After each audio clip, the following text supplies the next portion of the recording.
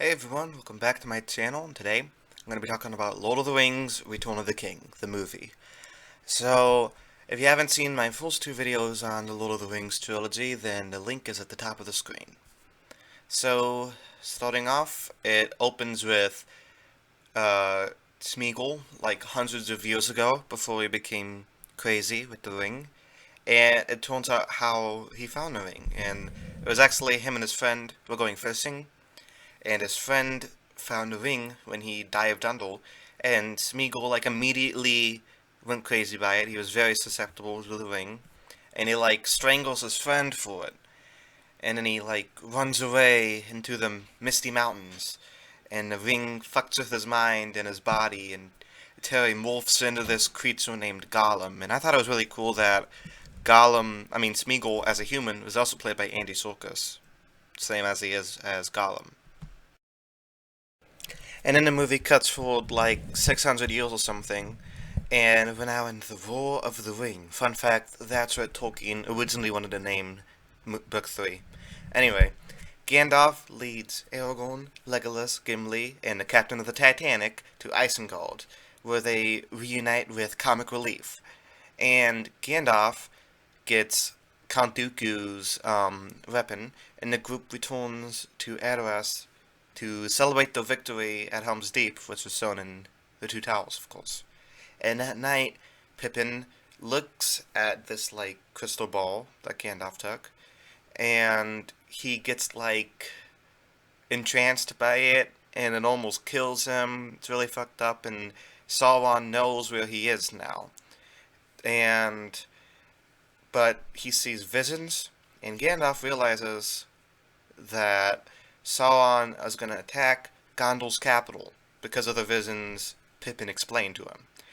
And he rides there with his super fast horse, that's very fast, and he takes Pippin with him because that sounds funny, because Sauron, of course, knows where he is now. Uh, and yeah, that horse just went like 50 miles an hour. It's like fast as a call, probably faster than a call. Meanwhile, Gollum is leading Frodo and Sam to the big volcano thing in the city, and there was the rich king of Angmar, who leads the horsemen, and he leads an army of orcs included towards Gondor. And the hobbits and Gollum are climbing this like stairs on the side of this cliff, but it looks very unsafe, and it leads to this secret tunnel into Mordor. But Gollum wants to kill them, and he wants to take the ring for himself. This was shown at the end of movie number 2. And the Lich King and his forces, they strike and they overwhelm Osgiliath, which forces Sonbrin's brother and his garrison to retreat to Minas Tirith. So Gollum like gets rid of the Hobbit's food, and he blames Sam, which honestly is a dick move. And he tricks Frodo into thinking that Sam wants the ring for himself. So Frodo's like, fuck off, and him and Gollum continue to travel up that big staircase, and they enter this tunnel. And Gollum, the little dick that he is, tricks him into going into the spider's little house of webs. Frodo nearly escapes, which is good, and he confronts Gollum. And he's like, I gotta destroy the ring, for my sake and for yours. But Gollum's like, nah, it'll be fine, and he attacks Frodo. But he falls off the cliff, and Frodo continues on.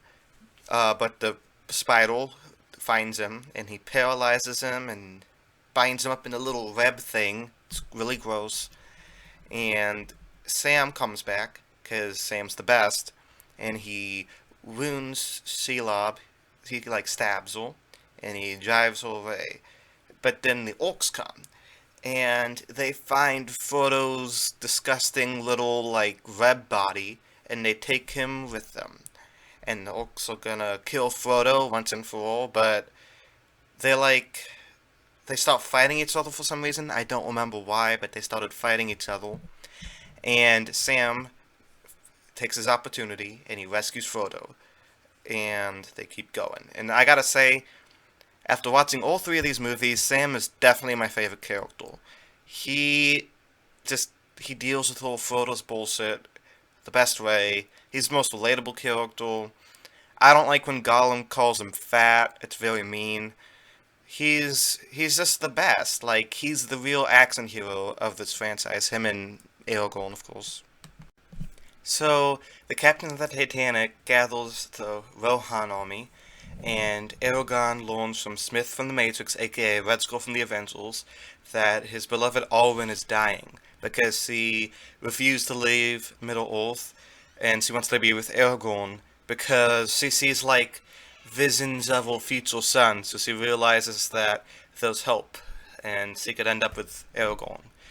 But Smith from The Matrix, aka Red Skull from the Avengers, gives Aragorn the sacred sword, which was reformed from the swords of King Elendil's sword, Narsil, which was the sword that, of course, killed Sauron the first time, so that Aragorn could reclaim his birthright, and he could gain reinforcements from this, like, army of ghosts, which is kind of cool. It's pretty badass. So Aragorn, Legolas, and Gimli travel to the ghost town, literal ghost town, and they were pledged to release them from their, like, curse of being ghosts if they come to Gondor and help them fight Sauron's army. It's a pretty cool scene. The ghosts are kind of scary. I feel bad for Legolas because he already had to deal with ghosts and pirates, and here he goes dealing with them again. Meanwhile, Sandine's brother is horribly injured, and his dad thinks he's dead. Like, Death and Roll thinks he's dead. And he goes complete insane, complete batshit crazy. And Gandalf, meanwhile, is defending the city against the Orc army. And the Orc armies is moving its way into the city, wreaking havoc, destroying this beautiful city.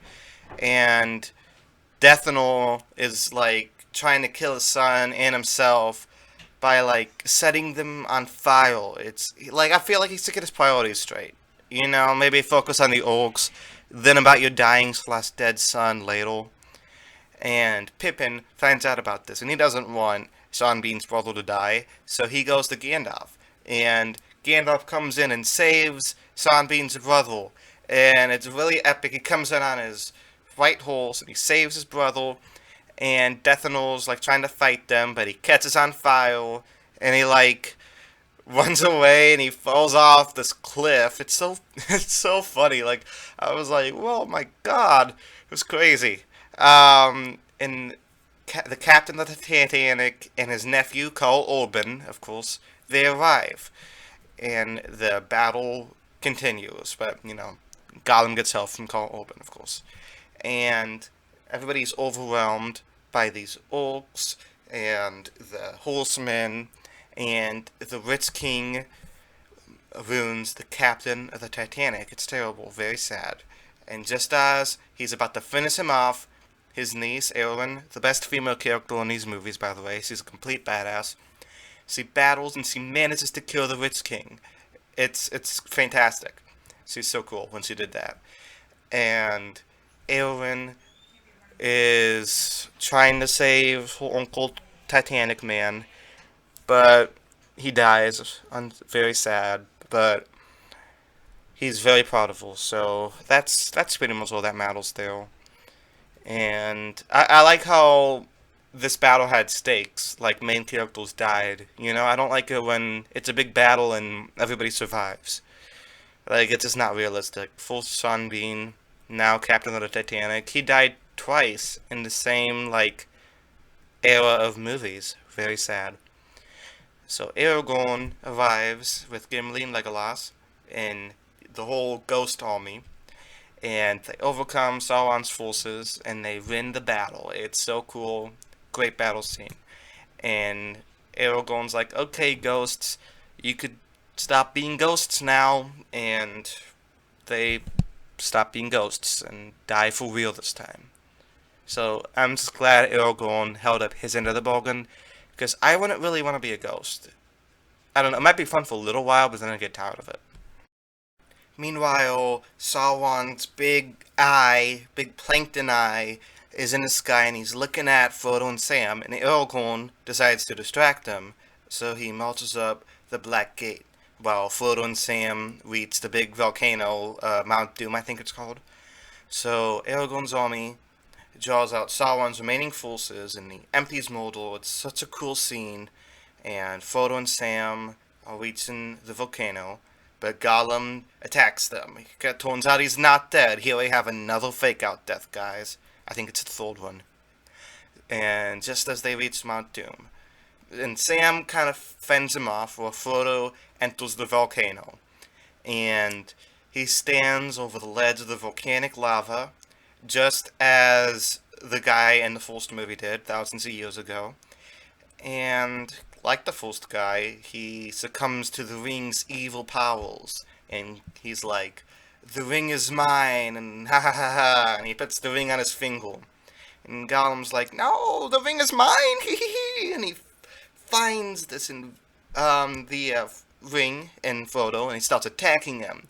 And he bites his finger off. It's disgusting, and he reclaims the ring. And Frodo's fighting Gollum to try to reclaim the ring, and they both like fall off the ledge. And Gollum falls into the lava with the ring, and he dies. And he doesn't seem that upset about it, because I guess he gets to go with the ring. It's all cool. But Frodo manages to cling to the ledge, and Sam rescues him. By the way, Sam is the best character in this trilogy. I know I mentioned that before, but I'm gonna mention that again, because he talked to Frodo out of going crazy so many times, and he saved Frodo in the end. He is the protagonist. I like people say Frodo's the protagonist, but Sam's the protagonist. And like I said, the ring falls in and it's finally destroyed by the lava, and the Eye of Sauron explodes and the volcano erupts at the most inconvenient time, but Frodo and Sam will manage to escape as the volcano destroys itself around them. And it's just an epic scene. It's what the whole three movies have been building towards. Did not disappoint. Loved it. And Frodo and Sam are like about to die on this big rock. And Frodo's like, I could finally remember what the Shire looks like again, because before he was too blinded by the ring, he forgot about his own hopes and dreams. And Sam talks about how he wanted to marry Rosie, this girl who works at the bar, and they think they're gonna die, but at least they're dying together. But then Gandalf comes in on his big flying thing, and he rescues them. These big eagles, these flying eagles, and he saves them. And they're united with the rest of the Fellowship. It's a very sweet scene. Like, it just shows how far these characters have come since the beginning of this story, and how close they've been acquainted to each other. They're really good friends for life. There's no denying that. And Aragorn is finally crowned the King of Gondor, and Liv Tyrell's not dead, and she comes and sees his queen. It's a very beautiful scene. It's really nice that they get to end together. And I like how Aragorn recognizes his friends, and he's like, "You guys don't have to bow to me. You bow to no one. You're the real ones. You're the best." And the hobbits are happy, and they're very little, so it's kind of funny. And the hobbits return home to the Shire, where Sam finally gets up the nerve to talk to Rosie, because if he could, if he could save Frodo from a giant spider, then he could pick up a lady. And Sam marries her, and it's great. I'm just glad he gets a happy ending, and they have kids. It's a great ending, very satisfying. And then we cut to like a time jump a few years later. Now, normally I don't like time jump endings, but this one worked because it wasn't that far off like Harry Potter's. Not a big fan of the Harry Potter epilogue, but anyway. Frodo and Bilbo leave Middle-earth for the Undying Lands, aka Valinor, and they go with Gandalf and Cate Blanchett and Smith, aka the Red Skull, and they go away because Frodo has like PTSD, and he can't really cope with staying in the Shire because of all his traumatic experiences with the ring, which I actually think stemmed from J.R.R. Tolkien's um, his experiences in the war, World War One, and he had PTSD, but back then they didn't really know what it was, and they didn't call it PTSD, but now it would be considered PTSD, and he actually wrote these books to deal with that, to cope with it, and he kind of put that in the story for Frodo, which was very interesting for me, reading about that. And yeah, Frodo leaves, and it's a very sad goodbye with Merry and Pippin and Sam. It's very sad because these guys have been together since movie one, and they spent their childhood together, and now the best friend is going away forever in Middle Earth's version of heaven. And he leaves Sam the Lord of the Rings, the book, which he wrote, way better than when they pulled that shit in the Game of Thrones finale, because it was not owned, because the finale sucked. But yeah, this also has a writing the book about the book at the end of the book. And he gives it to Sam, and he's like, make your own adventures to add to me and Bilbo's experiences. And Sam comes back to the Shire, and he hugs his wife and his kids, and he's like, I'm back.